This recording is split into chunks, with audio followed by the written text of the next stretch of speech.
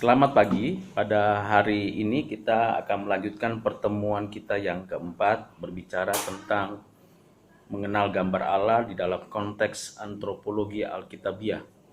Kita memulai dengan satu penjelasan yang disampaikan oleh Werner Förster yang mengatakan maka di dalam menjadi, berada, dan musnah, semua ciptaan sepenuhnya tergantung pada kehendak Sang Pencipta. Dalam pernyataan ini kita melihat, mendengar, memperhatikan bahwa setiap yang dicipta Tuhan itu dari tidak ada menjadi ada. Lalu kalaupun dia mengalami kemusnahan, yaitu makhluk-makhluk bukan pribadi atau benda-benda materi, sepenuhnya seluruh keberadaan entitas-entitas itu bergantung kepada kehendak Sang Pencipta. Khusus untuk manusia, kita tahu bahwa manusia dicipta oleh Tuhan di dalam rancangan yang kekal, memiliki sifat kekekalan, sehingga manusia memiliki kemampuan untuk memahami kehendak Allah yang dinyatakan oleh Allah kepada manusia. Di dalam Nehemia 9 ayat 6, firman Tuhan mengatakan, hanya Engkau adalah Tuhan. Engkau telah menjadikan langit, ya langit segala langit, dengan segala bala tentaranya, dan bumi dengan segala yang ada di atasnya, dan laut dengan segala yang ada di dalamnya.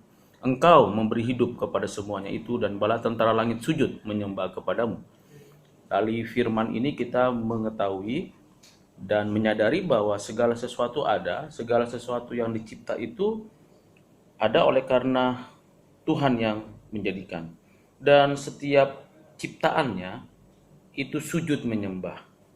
Jadi ada satu natur yang ditanamkan di dalam diri seluruh ciptaan termasuk manusia, yaitu sujud menyembah.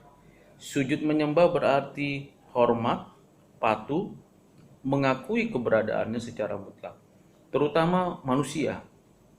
Dia akan mengerti dan mengetahui dan memahami dengan sesungguh-sungguh bahwa dia seharusnya sujud menyembah kepada Tuhan Penciptanya. Selanjutnya di dalam Kisah Para Rasul pasal 17 ayat 25 dan 28 dikatakan demikian, dan juga tidak dilayani dengan tangan manusia seolah-olah ia kekurangan apa-apa, karena dialah yang memberikan hidup dan nafas segala sesuatu kepada semua orang. Sebab di dalam dia kita hidup, kita bergerak, kita ada, seperti yang telah juga dikatakan oleh pujangga-pujanggamu, sebab kita ini keturunan dari Allah juga. Maksudnya di sini adalah bahwa hidup kita sepenuhnya, napas kita sepenuhnya yang dihembuskan Tuhan pada awal Adam diciptakan, dan ketika kita juga menjalani hidup mulai dari dalam kandungan ibu, itu semua sepenuhnya karena Tuhan yang memberi kehidupan. Tuhan yang hidup adalah Tuhan yang memberikan kehidupan kepada kita. Inilah keunikan dari cara pandang orang Kristen. Ada beberapa presupposisi supaya kita masuk memahami tentang wawasan dunia Kristen berkaitan dengan gambar Allah. Jadi, pertama, manusia itu bergantung sepenuhnya kepada Allah bagi keberlangsungan keberadaan mereka.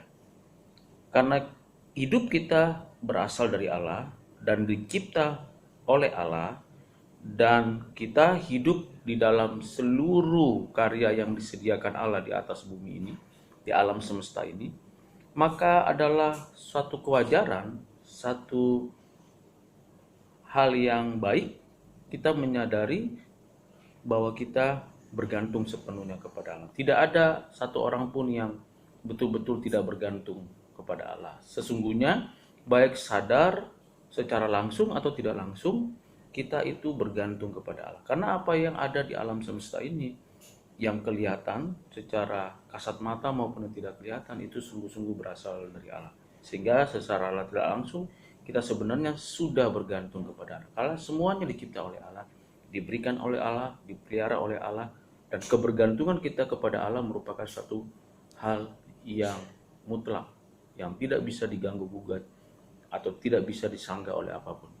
Nah, kebergantungan kita kepada Allah bukan berarti kita tidak memiliki kebebasan di dalam mengambil satu tindakan atau keputusan, tapi kita sungguh-sungguh dalam tindakan dan keputusan tersebut pun kita bergantung kepada kehendak kemauan Allah sendiri. Yang kedua poinnya adalah manusia adalah ciptaan pribadi, yang artinya memiliki suatu bentuk kemandirian yang relatif.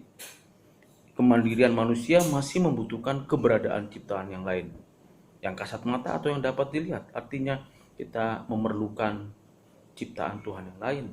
Kita ada di muka bumi ini, kita membutuhkan tumbuhan, membutuhkan hewan atau binatang ternak dan sebagainya. Kita membutuhkan udara, kita membutuhkan oksigen dan air dan berbagai materi, berbagai partikel, berbagai unsur-unsur kimia, unsur-unsur yang ada di alam ini, entitas-entitas yang disediakan, semuanya itu diberikan Tuhan, menunjukkan bahwa kita memang mandiri, mampu memfungsikan diri kita untuk mendapatkan itu, tetapi sekaligus kita memiliki satu sikap mengerti bahwa kita membutuhkan itu semua dari Allah. Yang kedua, di dalam mengerti tentang manusia ciptaan pribadi berarti mampu membuat keputusan. Kita mampu mengambil keputusan-keputusan yang penting dalam hidup kita.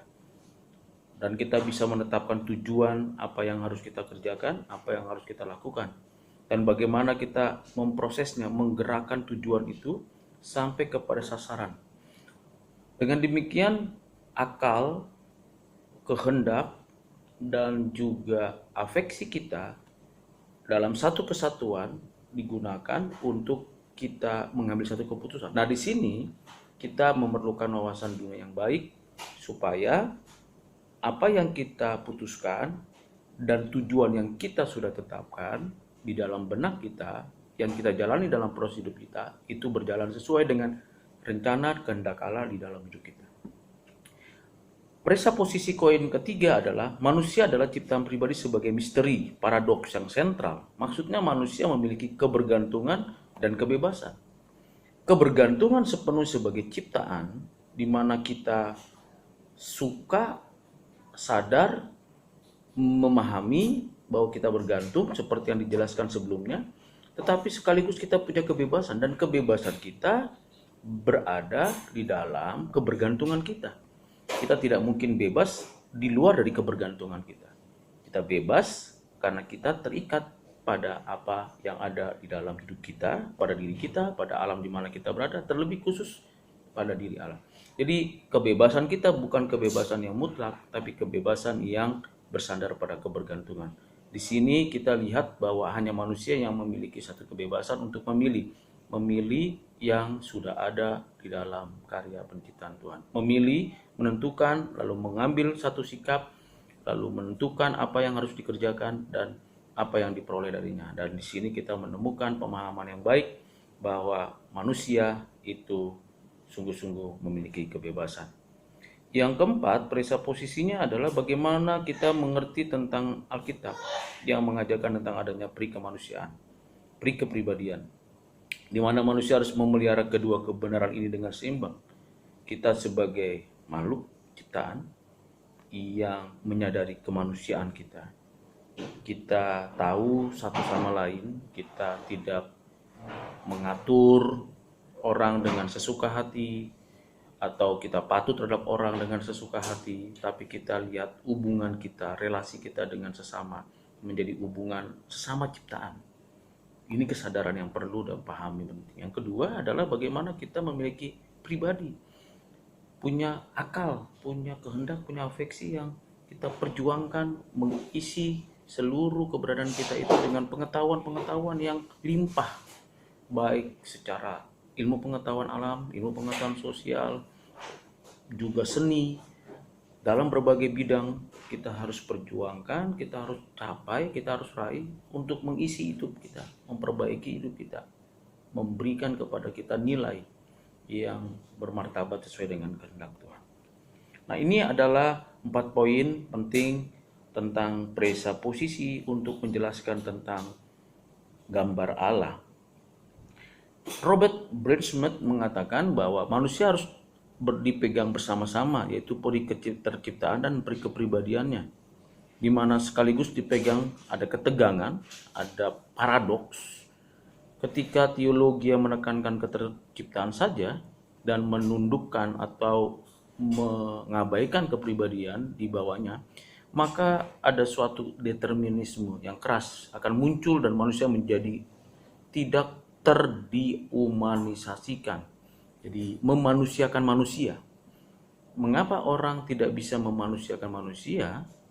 Bukan karena dia tidak mengerti, tapi dia tidak menyadari adalah bahwa manusia adalah pribadi. Manusia bukan mesin, manusia bukan alat, bukan tumbuhan, bukan binatang. Manusia adalah manusia yang harus dimanusiakan karena dia pribadi.